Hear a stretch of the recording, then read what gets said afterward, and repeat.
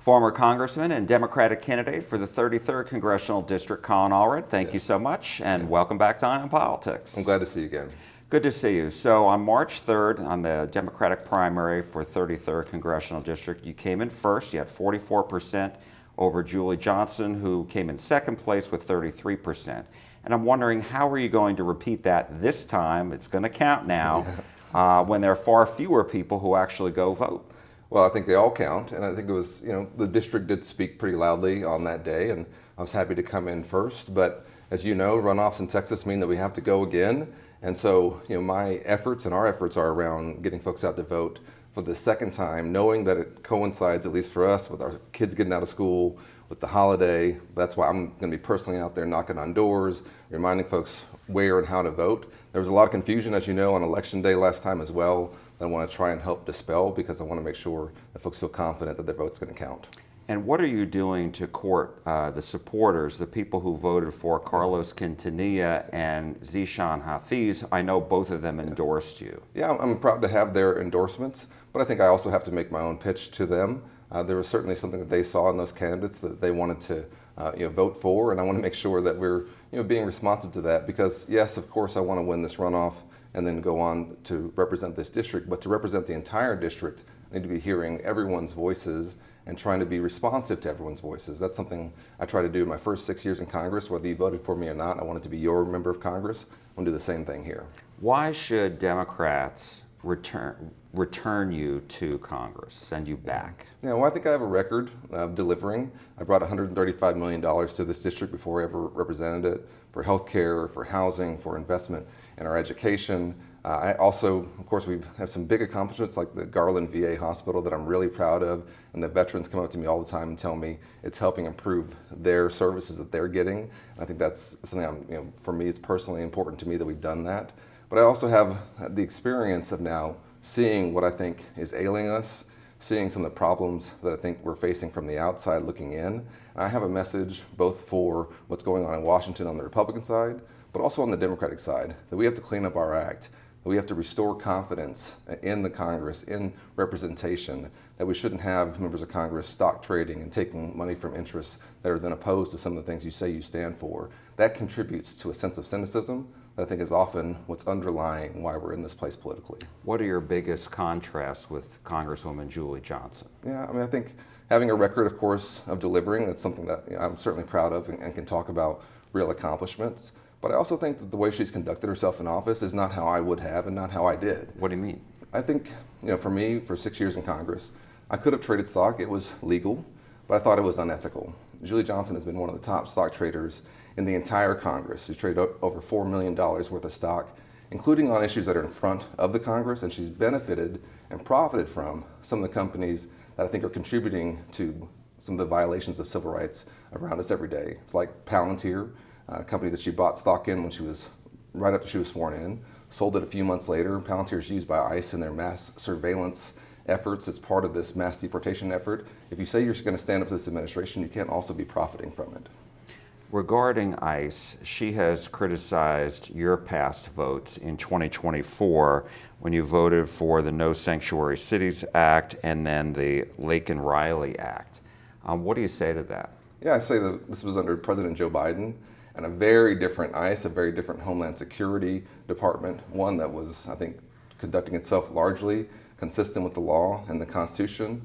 Unfortunately, that is just not where we are now. This administration has turned ICE into a political tool to attack its enemies. It's also been using it to terrorize communities. The stories that people tell me on a weekly basis of their experience with ICE are heartbreaking. And to me, this is diminishing faith in our entire government, but also specifically in law enforcement. And it's dangerous what they're doing. It's making all of us less safe.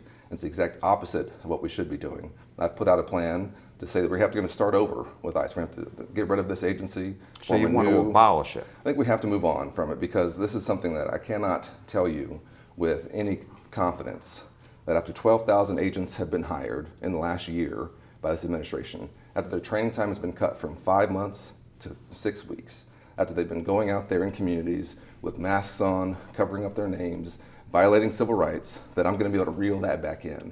To me, that's not going to be something we can do. To give people confidence in law enforcement again, I think we have to start over. Now, that's a new position since you and I last spoke. What was the spark that changed that? Yeah, I think for me, as I was looking at my immigration plan, I had three pillars to it. One, I wanted to change how immigration enforcement was conducted. Two, I wanted to hold bad actors accountable, private companies in particular that are profiting off of this mass deportation agenda. And three, I wanted to put forward a plan to how to fix our broken legal immigration system. And as I was going through how we could change the enforcement and our domestic enforcement of immigration, I was looking at this agency, I was thinking there's just no way that this can just be fixed. And there are stories that I've heard that have driven home for me the fact that the confidence in this agency is completely gone, that the American people have no trust that this agency will conduct itself consistent with the Constitution or the law, and it's for good reason. I heard a story from a young woman who was detained for 30 hours by ICE, even though she had her passport, her social security card, her driver's license. She was an American citizen. She was kept overnight. She was handcuffed, and it's all because of a mistake on her birth certificate. That's not who we are. We can't be conducting ourselves that way. And so what government agency would pick up the slack under your plan? Yeah, and I've always, would there be another agency to do that? Yeah, of course. And I've always wanted to make it clear to folks that immigration enforcement will always happen in this country. We will always have some mechanism for immigration enforcement. Every country has that, right? But the way it's done is incredibly important because that's also where many folks are interacting with our Constitution and with our values. And so we will have to have some of these responsibilities passed on to other law enforcement agencies, but I also think we can form a new immigration enforcement agency, one that can have outside and third-party oversight over its actions, can have more accountability from the Congress, one that will start from the ground up with a mission of enforcing our immigration laws consistent with our values and the Constitution. That, to me, is the only way to restore trust in the system. So I can't tell folks with confidence or with any honesty that we're just going to be able to reform ICE. It has to go. And let's talk about the Department of Homeland Security. Funding is set to run out, according to the White House, this week. Yeah. And so the president had 2 executive orders so that these workers at DHS, including TSA, can get paid. Yeah. So what do you think should happen now? Yeah. Well, I've always been somebody who thinks that when we have these shutdowns, I don't want to see the workers impacted. I talk to our TSA agents all the time. As you probably know, Jack, I bring food to them during shutdowns. I was refused pay during these shutdowns because I want to stand in solidarity with them. But I also understand that this administration has turned DHS into a tool to attack the American people. And if there's any way that you want my vote to fund DHS, then I have to be allowed to put in place measures and guardrails so that stops. But is this all about ICE? I think it's about ICE. I think it's about also some of the ways that other parts of DHS have been used and weaponized to try and go after people. You see CBP being deployed around the country in places that I never thought that they would be deployed, like in Minnesota. So there's components to this. But I think the biggest thing is to say that if you want Democratic votes, if you want my vote, if I'm in the Congress to try and fund this agency, I have to be able to say to the people who elected me that I'm going to fund this, but I'm going to fund it in a way that will protect your rights. And if I can't say that, then I'm not going to vote for it. Wouldn't CBP be in Minnesota because of the northern border? Right, and of course there is this law that many people don't know, but obviously you do, that within certain miles of a border that CBP can operate there. But that's not the role that many CBP officers signed up for. That's not, I think, the way they were deployed, particularly there, was part of a harassment campaign that reduced confidence in them, and I think it's not really consistent with their mission. But at some point, I mean, doesn't DHS need to be funded? I mean, we are in a war here. How concerned are you that, the U.S. is less safe because the department is not getting funded? Yeah, I think it's kind of backwards for a president to start a war unilaterally without consulting the Congress and then use that as a rationale for why you have to then fund the agency that he's also using to violate the Constitution. That doesn't float with me. But I've always been very concerned, of course, with Homeland Security and with our national security. As you know, Jack, I've spent a lot of time working on some of these issues. And so it does have to be funded. But this is the way the Congress works. This is our system of checks and balances. If you want to get the Congress involved with something, and you want certain votes, then you have to compromise. And this administration has consistently said, it's our way or the highway. And that's just not working for the American people. It's not working for people here in Texas or for people in the 33rd District.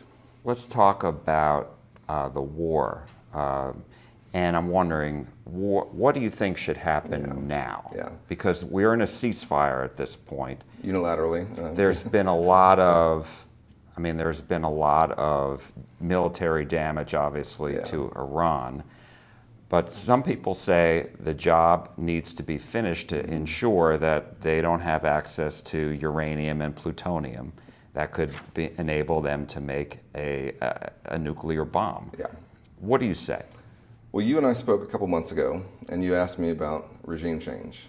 And I think there I said that oftentimes when we've conducted regime change operations, what we've gotten afterwards was worse than what came before it.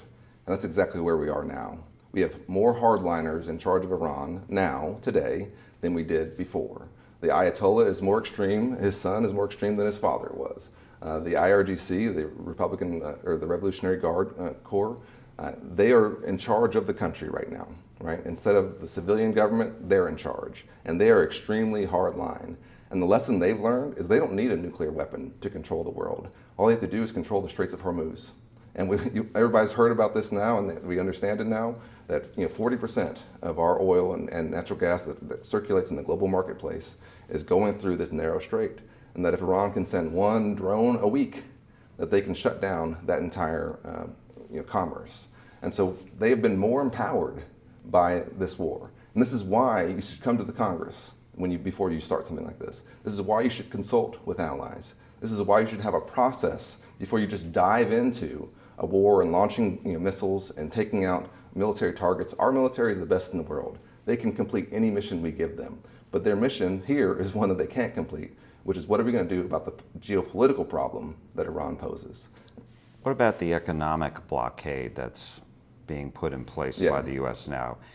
That could work, couldn't it, in part? Yeah, I think this blockade hurts them. It also hurts us. Right? And so gas is at an all-time high here in the United States. And well, it was higher in 2022. Well, I think the New York Times had an article just the other day saying that this is the highest point we've had for the price of oil in several years. Right. And it's part of why the gas price has not come up is because this is a lagging indicator, right? Because there's so much oil that's still circulating that we haven't gotten even to some of the impacts of this blockade. But the larger point is any increase for working people is too much right now. People can't afford anything at all. Everywhere I go, people tell me about how difficult it is to afford just getting by, taking their kids to school, going to work, finding somebody who can watch their kids when they need them. This is a time where people feel crunched already economically, and you're making just driving around more expensive with no clear end goal in mind. This is why I think the president is in this situation where most Americans report in poll after poll that they don't support this effort. Because you didn't explain what we're doing, there's no end goal, and in the meantime, all we're experiencing is higher gas costs and potentially an unknown horizon on when that's going to end. So what is your solution to the higher costs? If you get into Congress, what are your proposals? Yeah. And I've put forward a plan around this, and I think I think back to my life growing up here in Dallas and the pinch points that my mom and I experienced that I know we can help with. One of those is purchasing a new home. My mom rented a house for 20 years. She couldn't afford the down payment on her house. She could afford the mortgage. It wasn't until I was in the NFL that I could help her buy that house. Helping first-time home buyers with down payment assistance can help you get into a home and help you start building wealth. Childcare is an enormous cost for most people. My mom would leave me with any wise woman basically around the neighborhood because she needed to have childcare. But for most families right now, this is consuming a huge amount of their budget. We can help with the cost of childcare. Higher education, of course, is too expensive. But the biggest one that many people experience at some point or another is healthcare. And what we've seen this administration and this Congress do is take healthcare away and make healthcare costs higher. I would do the exact opposite. Which is what? Yeah. What would your plan do? Yeah, and I think the biggest things in healthcare is access to quality, reliable insurance, so that everyone should be covered and you can afford the insurance that you have. And having that peace of mind is something that changed my family's life, certainly when my mom was diagnosed with breast cancer, and her treatment would have bankrupted her and the family were she not on Medicare. Every family deserves to have that peace of mind that if something happens, that they'll have quality insurance behind them, right? And when you take away Medicaid and you put in place these provisions that are intended to kick literally millions of Texans off their Medicaid. That's going to then push those folks into our public health system. They're going to end up at Parkland or one of our county hospitals, and a ulcer that costs maybe $10 for a pill to treat a year ago that has now burst becomes a surgery, right? And so this makes no sense for us economically. It's also the wrong thing to do for our families. I want to have coverage for every single Texan that's quality and affordable. Medicare for all, or no? What I've always thought is that we should have a public option to compete with private insurers, and that we can use the ACA, we can use expanding Medicaid, and making Medicare work better to cover every single person. And I think as we move towards that you'll see many people who will take advantage of that public option, but I think you'll also see private insurers having to lower their costs to compete with it. I want to ask you about the White House Correspondents' Dinner shooting. Yeah. What went through your mind when you first heard that? Yeah. Well, it's of course horrific, and my heart goes out to everyone who was there. I don't think that violence has any place in our politics or in our political life. As you know, I was there on January 6th and have experienced my own levels of threats over the years. And this is something I think that no one who steps forward to try and serve the public should have to deal with.